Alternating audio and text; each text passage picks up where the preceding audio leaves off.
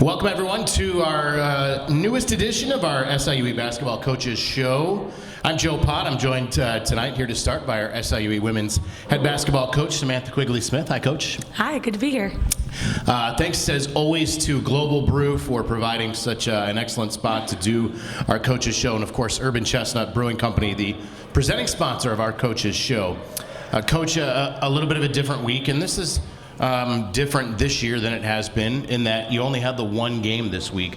I know it makes prep a little bit different. You're not worrying about going Thursday and then the short turnaround to Saturday. So what was the week like, leading into that Tennessee Tech game? Yeah, it was actually really helpful, probably for our bodies physically more than anything, and maybe a little bit of mentally too. But our group got some rest, so that was really good. And then we got to a Monday, and it was like a freezing, really cold day. That's right. Yeah, so we actually gave them another day, so I really think that helped their bodies, their legs going into Saturday's game, and also allowed us to prep a little bit more for Tech. You know, we started to talk about Tech on Tuesday and Wednesday, started to talk about some of our defensive schemes. We did a lot differently in that game, and those that are watching, I don't know if you noticed a whole lot, but we had Ariel Massengale, our assistant coach, was our defensive coordinator. She was throwing up a lot of signs, yelling, screaming a lot of things on the defensive end. And I think that really helped our group. They were really locked in from that side of the basketball. So it was definitely a different week just in terms of prep, not your normal Thursday, Saturday. But I really think our team benefited from it. Without a week like that, are you able to maybe change up and do some things differently on defense? Yeah, we just had more time. So you had an ability to have 2 more days where you could really prep. You could really dive into more of what the opponent's doing from a scout standpoint, watched a little bit more film, and the group just got to do some more individual skill stuff too. So that was really nice for us to be able to do that. Obviously a tough result against Tennessee Tech. You go into the fourth quarter down 6. Again, can't quite get over the hump. What's the mood? What's the message right now? Yeah, I think we had a shot, maybe, I don't know how many, 4 or 5 minutes left we would have tied it, or we would have taken the lead by 1, if I remember right. So those moments where we're right there in a lot of these games, and it's unfortunate it doesn't, bounce our way and a couple shots don't go in. But that's a really, really good Tech team who returned 4 starters from an NCAA tournament team. So for them to have that type of experience and now for us to be competing with that type of group and program, I talked to their coach after the game and she was like, wow, if that 3 would have gone in, I don't know what this would have been like at the end of the game. So kind of one of those shots that the tides could have turned and things could have gone a different direction. But I think it was really great to see our team compete. Their energy level was really high, and maybe that was because we didn't have the Thursday game. I don't know, we're going to find out this week. But yeah, their energy has been really great. I said this on the radio that it doesn't feel like a 3-17, 3-18 team. Their mindset is that they can beat everybody, which is really great to coach. You don't have the Debbie Downers coming into every practice and every day. It's a little more energized. They feel like they can win every game. I did the game Saturday at Southeast Missouri State, so we had a chance to talk then, and you talked to me specifically about energy level, but also at the energy level to start the game, the way that you come out right off that opening jump. Have you seen that to where you like it? Yeah, I think we've had some decent starts here, beginning of games and even start of the third quarters. Like those are moments where you can go on some little runs. I think we started the SEMO game, it was 11-5 at one point, halfway through the first quarter, and you kind of look at that, and as a coach, I'm like always doing the math in my head. I'm like, okay, we have 11 points, we're gonna have 22 by the end of the first quarter. That's on pace for 85, 90. So as a coach, you love to see that in a group that has good starts. And I think we just have to pay attention to little things when it comes to turning the basketball over. Moments where we have some bunnies around the rim that we miss, that are, as one of our assistant, Ariel, she keeps saying this, those are winning plays. So we've got to start to make those winning plays. And it's almost like a chicken and egg thing, right? Mm-hmm. If you make the winning plays, obviously you're going to start winning. But if you get a win or if you can get over the hump, maybe some of those plays start coming a little easier, right? Oh, for sure. And it's just a confidence thing. I think we would have a different swagger about us, I would say, where we would go into games. And I really do believe like they're very positive. They go into every game feeling like they can compete with everybody. But you get one of those wins and now you're maybe in another place just in terms of competitiveness, walking into every game and feeling like you're ready to go and can bring it home. The same can kind of be said, I'm sure, when you are talking to your team, when you're watching film, when you're addressing some of the things. I'm sure that it's hard for you and for your coaching staff, maybe, and maybe not, you can tell me if I'm wrong, to relay the fact that there are some good things going on. the final score may not reflect that, and there's a lot of, and obviously that's the ultimate goal, but that does not preclude the fact that there are some positive things happening. Oh, no, not at all. And we had a great film session this morning where one of our assistants showed them a play, where we had to read the defense, and we didn't do a great job in this possession. And then it was almost the exact same clip, 3-4 possessions later, where we did read the defense so perfectly. We skipped it across the court. We had a wide open three. So our group just seeing kind of the difference between the two and now putting them together and finding more and more consistent plays like that, I think is really important. And that instance specifically for you and your coaches, that's got to be gratifying, right? To see even progress in a very small period of time from one possession to another. Yeah, and I would say probably from our coaching staff standpoint, I'm probably a little more glass half full, but even looking at some of our turnovers on Saturday, I felt like those were different. They were a little more like dead ball turnovers. Obviously we had the 2 out of bounds calls, we had a backcourt violation, we had a moving screen, but they were less of throwing the ball to the other team, throwing it into the other team's hands. So I think our passing has gotten a lot better here in the last week and a half, and that's really been kind of our Achilles heel, I would say, in the last few weeks. We just haven't taken care of the ball that much. And you can live with that, right? You can live with those errors that are coming from either aggressiveness or trying to make a play. Yeah, definitely. I think when you're aggressive and you create a turnover, it becomes a dead ball turnover. Now your team at least gets to come back. They're in a good defensive position. You can set up a defense. And really with what we're doing on the defensive side of the ball, these different schemes, it really helps if they're dead ball situations. So we can get set up in some of our half court, whether it's pressure, whether it's man-to-man, whether it's zone. We allow our team to get back and get set in the places that they're supposed to be in. Outside of the game on Saturday, it was alumni weekend.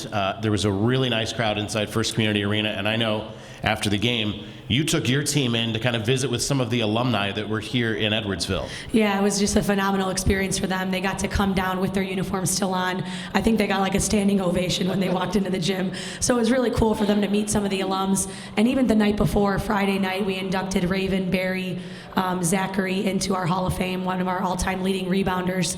And the funnest stat that I love about her is I think her offensive rebounds, 400 something, are in our top 10 or 15 in all-time rebounding. So that itself tells you how good of a rebounder she was. But it was great to see her family, some of her teammates there on Friday night at that banquet too. And that really that is what it's about, right? It's about connecting with the people, whether they are alumni, whether they are just members of this community, and that's cool. I think that your team got a chance to do that. Yeah, and this we have a board up in our offices, and every week we put up a quote. It's kind of like a quote for the week, and this week is a Pat Summitt Foundation week all across women's basketball. And Ariel Massinga obviously played for Pat Summitt at Tennessee, was recruited by her, and the quote today that we added to the board was that you win at life with people. And that was one of her favorite quotes, Pat. So just thinking about all of these moments where, okay, we're not seeing the score the way we want to see it, and we're not seeing some of the things on the basketball side really work out, but this group is really, I think, came together in times of adversity and tough moments. You lose one of your top scorers and nation's top scorers, one of your best players and leaders, and the group has really come together. So much about the people around you. So just sharing that with you a little bit. And it can be a spark, right? Oh yeah, absolutely. And hopefully it is this week. Even themselves seeing, the competition on Saturday, feeling like, hey, we can play with this team. We can play with an NCAA tournament team. And so just continuing to build off that. Well, Coach, we'll have you back in just a little bit. We'll talk a little bit about the week to come. It's going to be a challenge, obviously, but 2 more games back at home. We'll welcome in Sophie Lois coming up in our next segment. Thanks as always. It's the Cougars head coach, Samantha Quigley-Smith. We'll come back with Sophie Lois just a bit.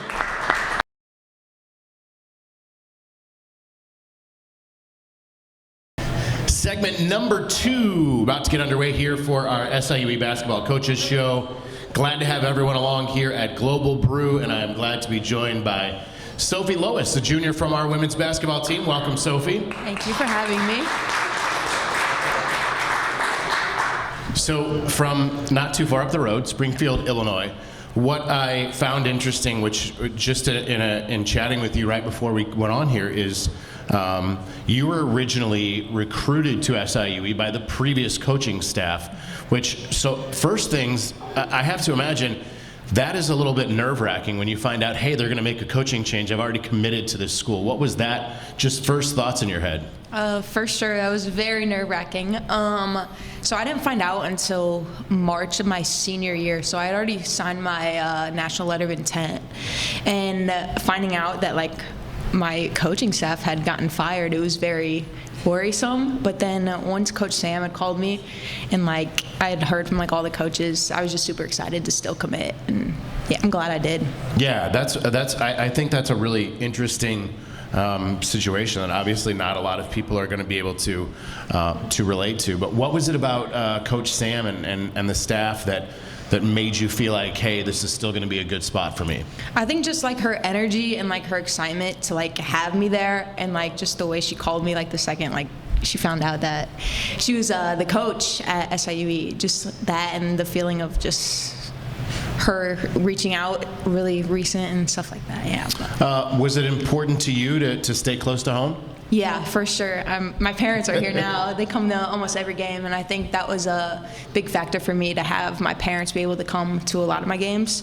And then also my brother lives in Glen Carbon, so to see him and to see my little niece all the time, it's great. And that's another thing that I know that sometimes people or student athletes don't want that. They don't want that maybe kind of pressure or whatever it is about having folks close to home, but that was not the case for you. No, I'm a big family person, and so it's really nice to have them around and to be able to go home really whenever. That's good. That's really cool. So as a junior, third year here in the program, do you feel like you have taken on a leadership role? And maybe what's your leadership style? Are you more of a rah-rah kind of leader, or is it just I'm going to go out there and do what I do and lead by example? I think more recently with like KK going down, I think I've had to take on a little bit more of a leadership role. And as much as I'd like to be more vocal, I'm more of like a lead by example type of leader, I would say. That's not something, I guess, that is easy to change, right? Yeah, it's definitely not. If you are one way, you are how you are? No, you can definitely change and be better, but yeah. I'm not saying better or worse, but I just mean like whether you're a little bit more vocal or not. You can always work. You think you can? You can always work on it. Yeah. See, now you're just giving coaches ideas, right? She knows. She knows we can always work on it. So you are a shooter. I think anybody who has watched any bit of SIUE basketball understands that is your specialty. I imagine that's what you like to do, is be a shooter. Let's see, number 59 in the NCAA in three-point attempts this year. Third in the Ohio Valley Conference in three-point makes this year. Where does that come from?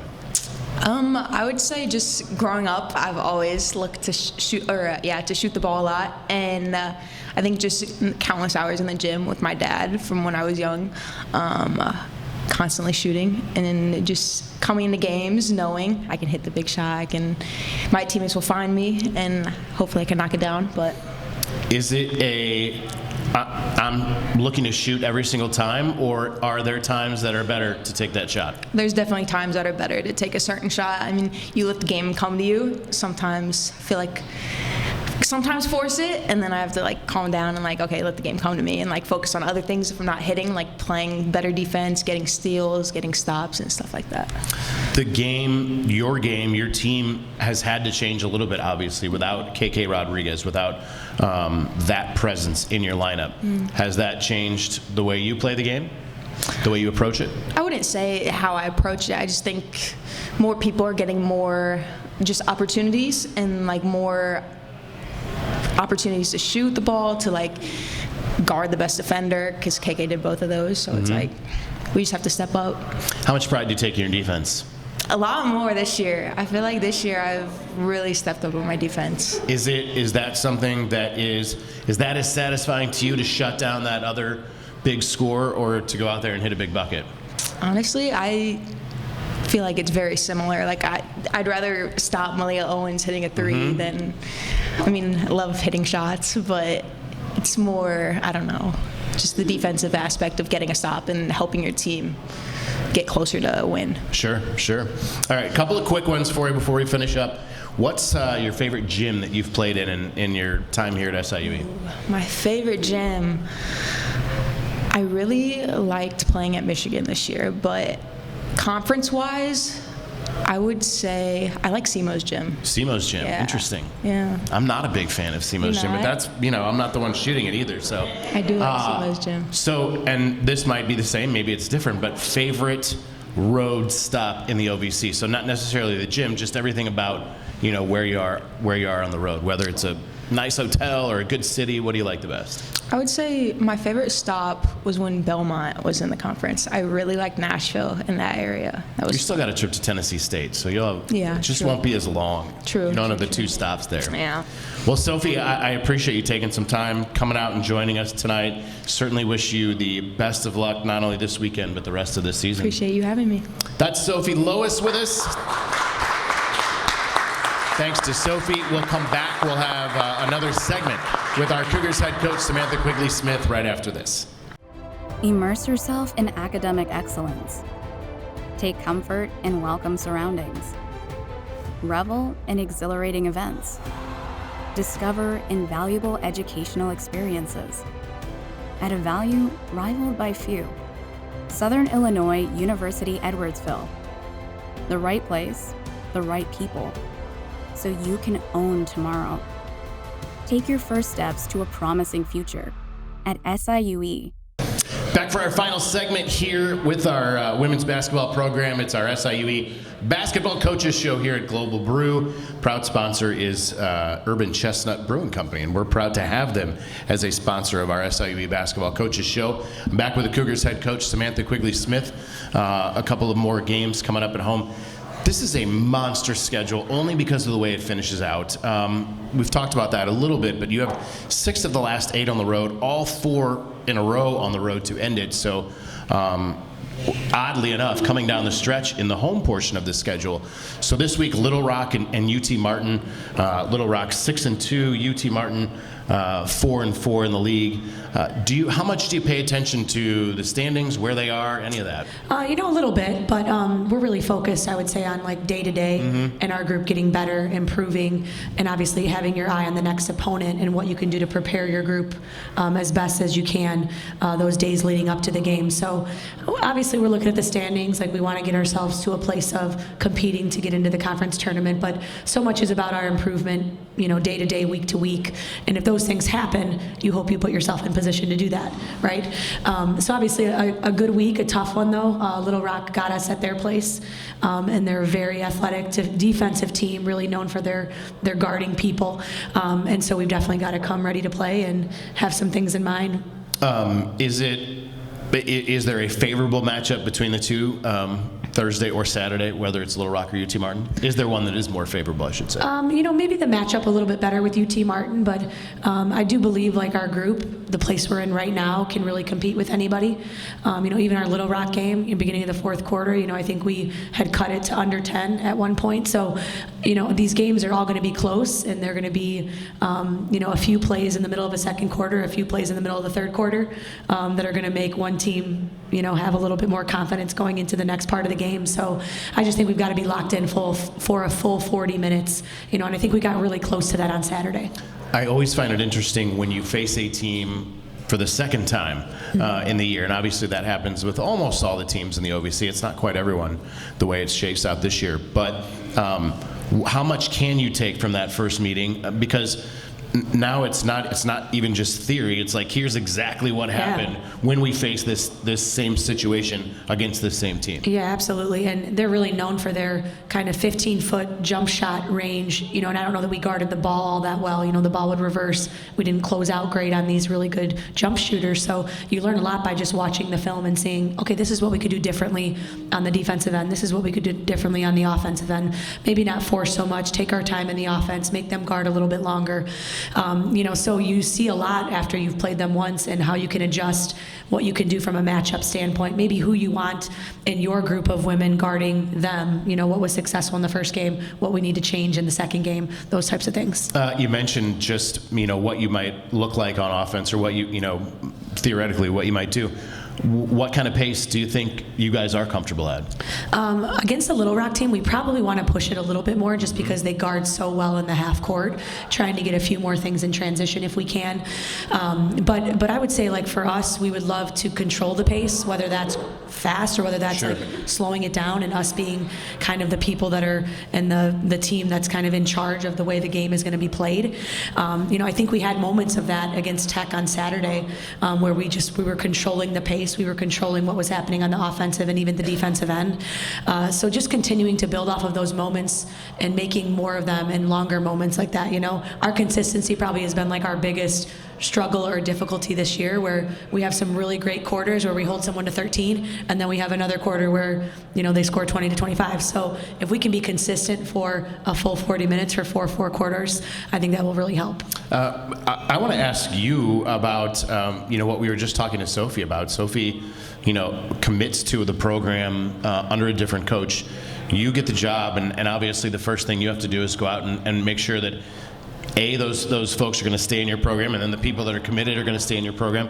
What's that kind of like, coming in as a new coach and maybe like making that call to someone like Sophie? Yeah, and it was a little unique too, because though she found out March, I don't know that I was actually named probably till end of May or so it was a little bit later process maybe, and so very interesting for everyone, I would say included, but watching Sophie just clips wise, it was one of the first people I went to look up, and I knew that I wanted someone like her with her shooting ability to be a part of our program, and obviously she was a winner. I think that's the other part when you're recruiting and building a program. You want to find players that are from winning programs, because they're used to it, they're accustomed to winning, and while we haven't won a whole lot yet, I feel like Sophie has this eye about her that is very much wanting to win, and I love that she talked a little more about her defense, because I think that that's taken a whole nother step here in this year that she's kind of developed from being a scorer last year, shooting a whole lot, and now coming to a point of now you're going to be like a defensive player for us that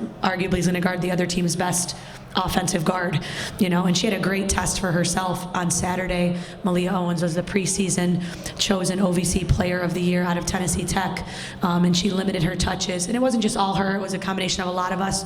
We had a lot of switching that happened onto her as well, but Sophie was guarding her, I would say 80% of the time, and did a really, really great job on her. And that's cool to watch a player come in, maybe like you said, focused on scoring and to become that defender without sacrificing her scoring, by the way. Yeah, for sure. And I think I've told her this before, like, she reminds me of my sister a little bit. When my sister was in college, I remember she was like a really, really good shooter, really good scorer, and she started to challenge herself, and the coaches challenged her on the defensive end. And then even when she got into the league, like, she got so many, coaches saying to her, like, if you guard, you're going to stay in the league longer, and like that reminds me of Sophie a little bit right now. We're like, if you guard, and right now we have, there you go, Sophie. No pressure, right? Allie Quigley, you're good.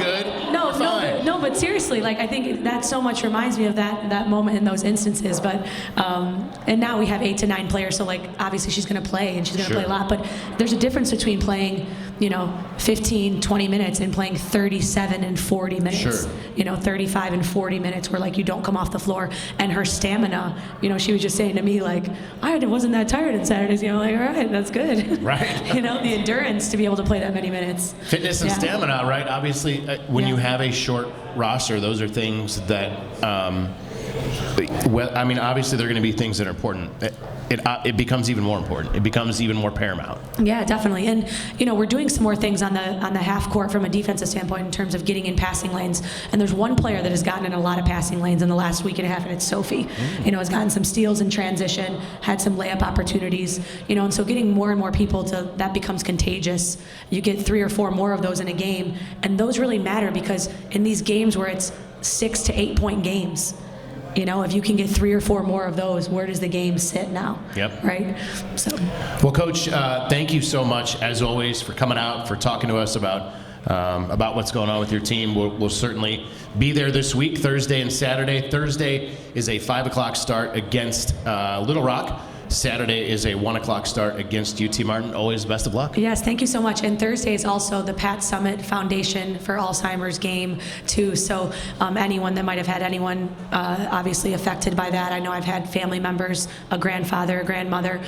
So definitely would love to have you all out. There's donation opportunities. They'll be up on the board and all that good stuff. Perfect. So, I'm glad you mentioned that. Thank you. That's the Cougars head women's basketball coach, Samantha Quigley-Smith.